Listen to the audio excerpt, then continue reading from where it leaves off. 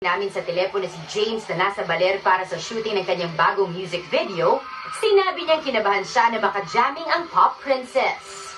I was really nervous because, of course, it's Sarah, so I wanted to give a good performance.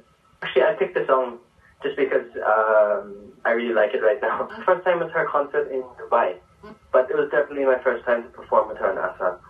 Proud kay James ang girlfriend na si Nadine. Hiling naman ng aktor, iboto rin ng fan si Nadine na isa sa mga nominado sa Nickelodeon Kids' Choice Awards.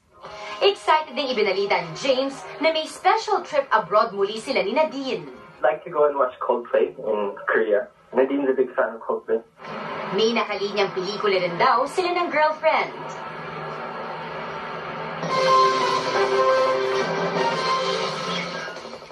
Pelikula yata. May pelikula.